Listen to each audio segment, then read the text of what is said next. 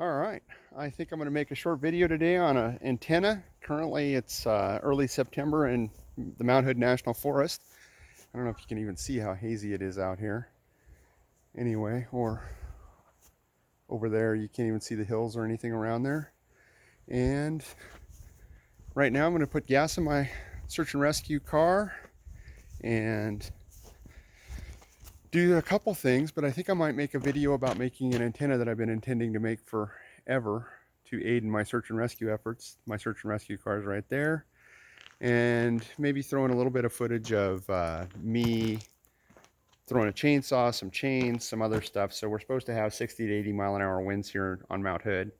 And so I anticipate folks will get stuck on roads and lost and that sort of thing. So I'm going to be doing some stuff in preparation for that, including making an antenna specific for SAR purposes. So we'll see how we go. I've watched YouTube videos, and we'll just have to check it out. Anyway, I'll come back when I have more gas in my car. Today's mission is going to be to replace this antenna, which is kind of your typical Ed Fong that I've got strapped onto this old painter's handle. That's kind of my painter's pole mast. Replace that. And again, there's a high wind warning, like 60 to 80 miles an hour, and so I anticipate having to go out and assist the local authorities. That's the police radio in the background. Anyway, so I put my chainsaw in here. Oh my gosh.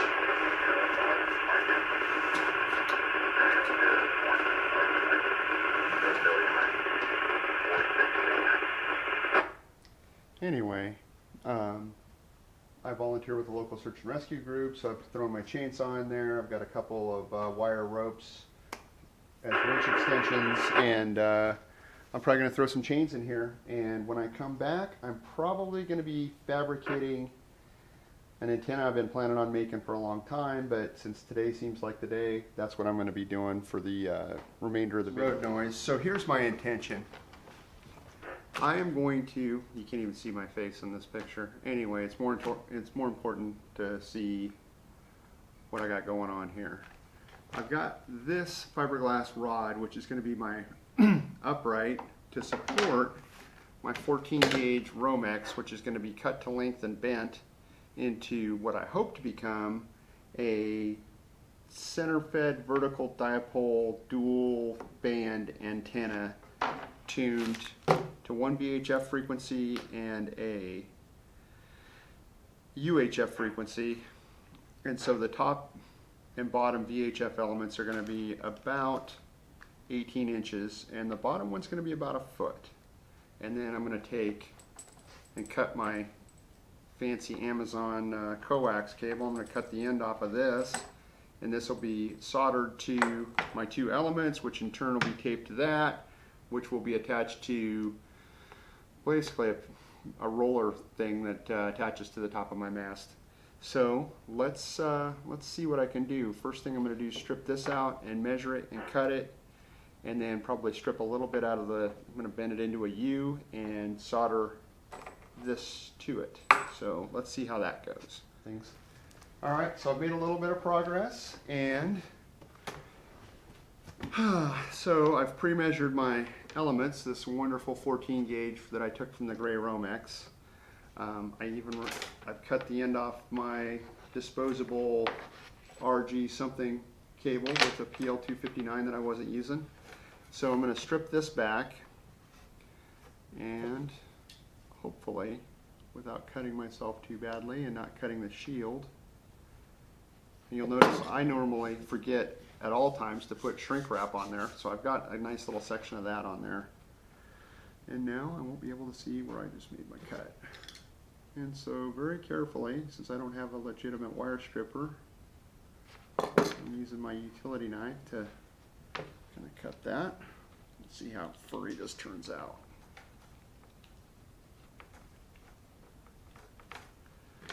Let me try cutting this a little bit to make it a little easier. This is where things are going to go horribly wrong. So that element will go like that, that element will go like that, and we should be good to go.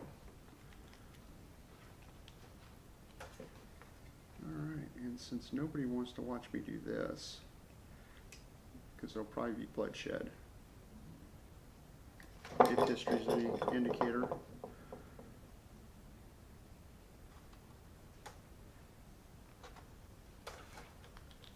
Well, there we go. Perfect. All right, so I have a shield wire here, and so what I'm going to do is work that down, and we're going to try to get that to go around. If I can separate the shield here, because I'm trying to make an element that I can solder to that wire. Separate these two guys as best I can. Oh. Again, that went better than I expected. Okay, so get these guys. Obviously, I'm trying to do this, basically, if you can see that in the camera. I'm going to solder that to the lower element and solder that to the upper element. Let me take this tin foil off here. And so, let's see how we go on this. And I think I'm going to get super fancy and try to put a little shrink wrap here to form maybe a little bit of a dielectric, not resort to my old friend electrical tape. Just trying to get as tight a wrap as I can get on that. Let's see here.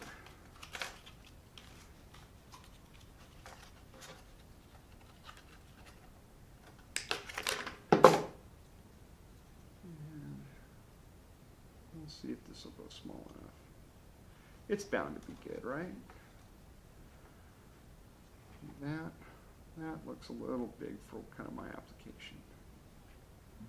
All right, I think I'm going to shut this down for a second. Anyway, my next step, once my radio stops, is to strip a small piece right off there and a small piece right off there and solder these guys up. And I think I'll bring you back for that, because probably nobody watching this video wants to see me stripping wire. Anyway, so we're skipping ahead a little bit because I don't want to actually videotape myself soldering. You'll have to trust me that I used a 20-year-old Radio Shack soldering iron to make this awesome joint here and this awesome joint here. I've used this, my black element's going to be my up element. Got my old paint roller here that I've shrink wrapped to my fiberglass element, and then this white element's going to be my lower. I'm going to make sure they're a little bit apart. Super scientific finger measurements. And I need a little bit of this shrink wrap to make, to zippy this in. And I should probably cut that. Right in there. Will probably work just fine. And throw this big adult convert to shrink wrap, because it seems to work pretty good for stuff. And again, I just want to support kind of what I got going on here. We'll see what, whoops, I'm running out. And if you're watching this video looking for Amazon links and merchandise, you could consult my Amazon store if I had one, and or my link or anything like that. But since I'm not smart enough to figure that stuff out, you'll have to trust that I went to a local hardware store and bought shrink wrap. And let me see if I can zippy this thing in there like that. And Rick, you're retreating? No. All right, so. No reason to leave. It's just about to get good. Yeah. Whoa, losing stuff.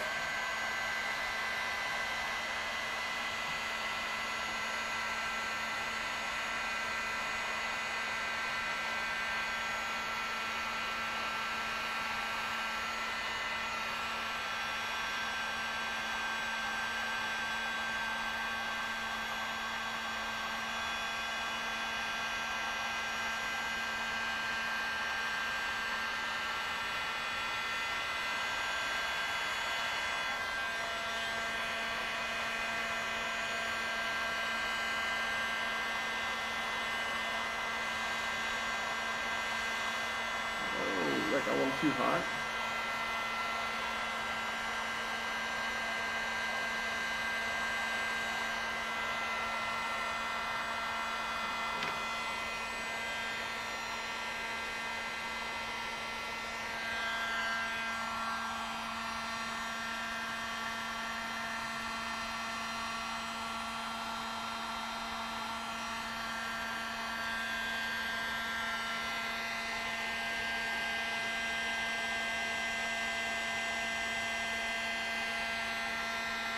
I'm not really shaking this bad.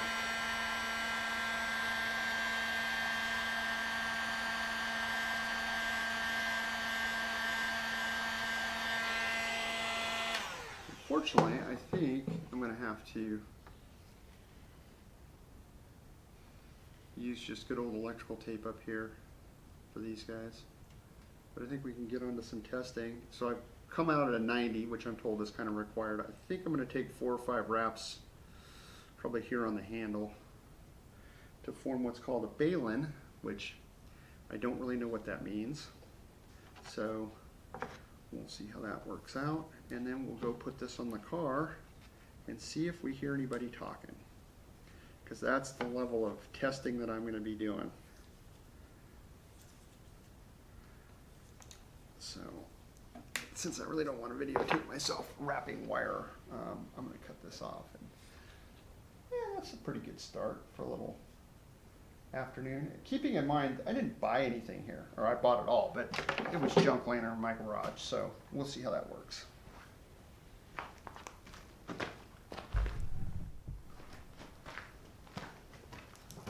Does it say it's recording?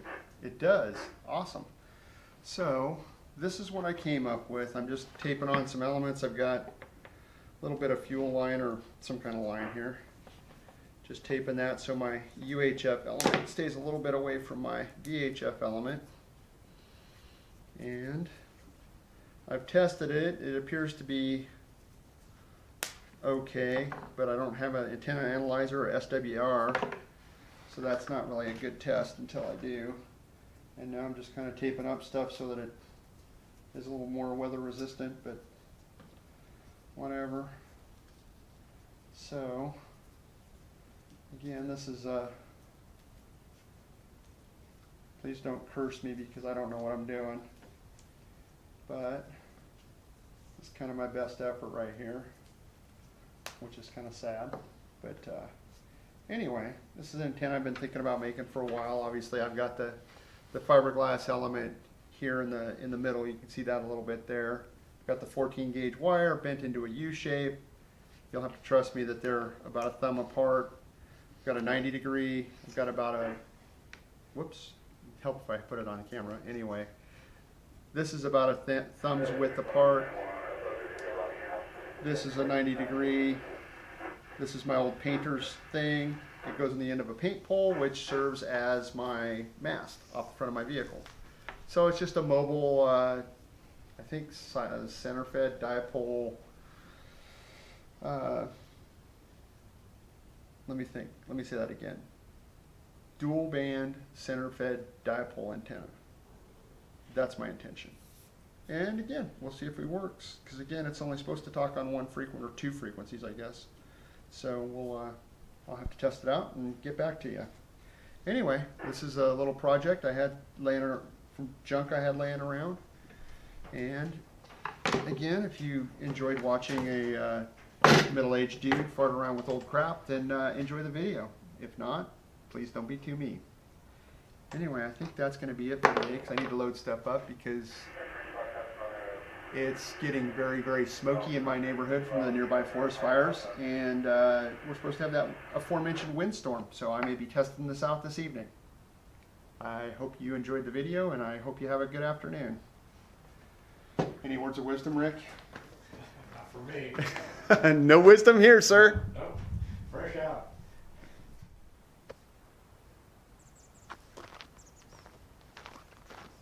All right. So this is the bottom mount. If you watched the video so far, you know that I've made an antenna today. Sorry for the hazy nature of kind of what's going on, but we're in the middle of a windstorm. Maybe I'll turn the camera up the street so you can see the smoke. Anyway, this is going to be kind of a cold start. Let's see what we're going to do. So basically there's an antenna mount on the top of the truck here, and I'm going to get the mast and my new antenna out, and we'll see how it goes on.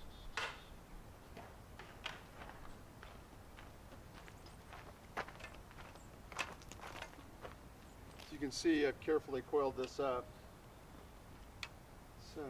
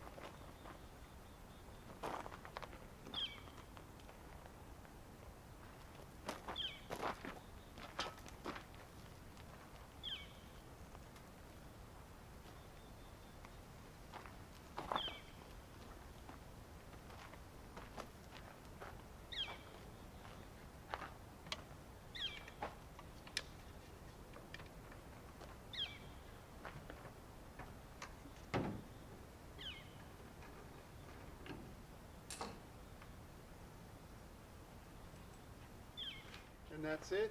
Let me see if I got that in frame. It's not going to help that I flipped the screen the wrong way. Oh, well, it's perfect. You can't see a thing. Let me, sorry about that. Let me just handhold this thing for a second. So basically, it's kind of lost in the trees there. But,